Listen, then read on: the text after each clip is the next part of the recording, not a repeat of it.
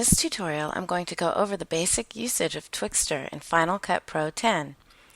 We will start with a simple speed-up effect, and then we'll go over a basic slowdown, so when we're finished, you'll have an understanding of how to use Twixtor in Final Cut Pro 10.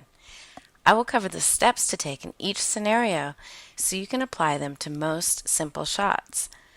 Let's take a look at the clip that we'll use for our examples so you can see the original speed before we retime it.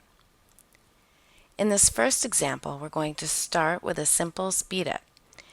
Twixtor does this by purging and/or creating new frames based on motion and speed-up factor. As a result, the footage is shorter.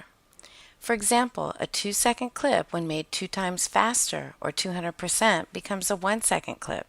I'm going to start a new project and base the size on the first clip. We could also make the project a custom size. Now let's go ahead and drop our clip on the timeline.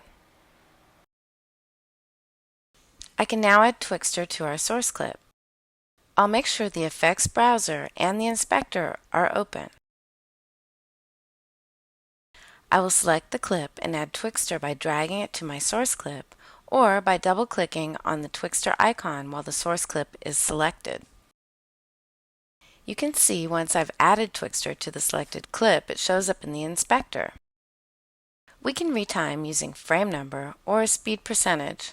In this case, I'm going to use speed percentage. I'm going to go ahead and make this clip 3 times faster, or 300%. So I enter 300 in the dialog box.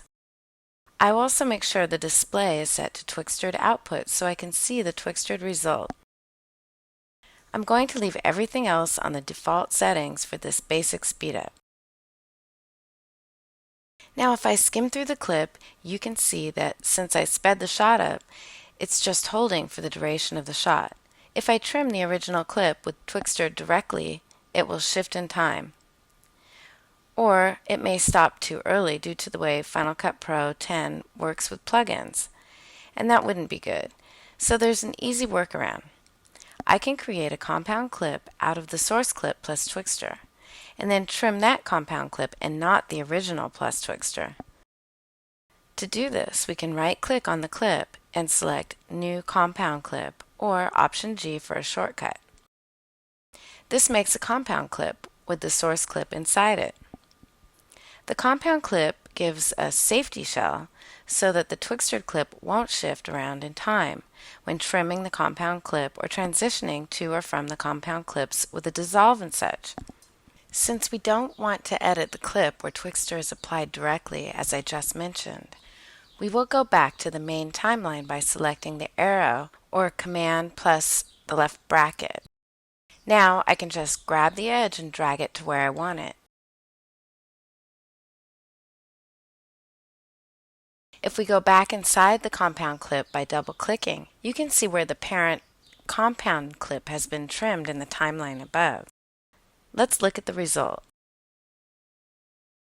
You can see how easy that was to make this clip 3 times faster. Now let's see how to do a slow-mo. I've already created a new project and added our clip to the timeline. Since we're planning to slow down the clip and as a result make the clip longer in duration, we will have some additional user setup since plugins can't automatically make the clip longer.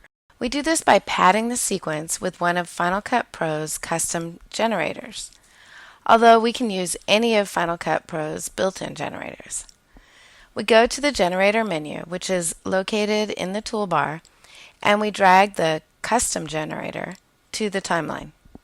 The custom generator is black by default, so that's what I use, but you can make it any color you want. Now I can drag the end of the generator in the timeline so that the original clip plus the generator is as long or longer than you need your final Twixtor output to be.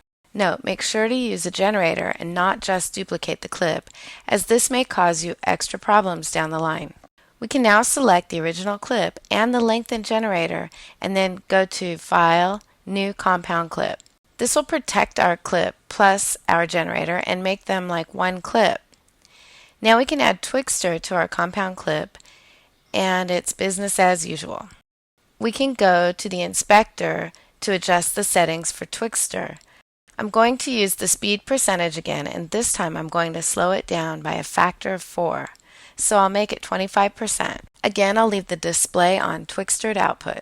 If we skim through the clip and see that we need to edit the clip in order to trim or transition the Twixtor clip, we will need one more level of compound clip to protect our retiming, as I explained in the speed up section. Now I can just grab the edge and drag it to where I want it. I can play the result and see that we now have a clip that's 4 times slower. This is how you can do a simple speed up and slow down with Twixtor in Final Cut Pro 10.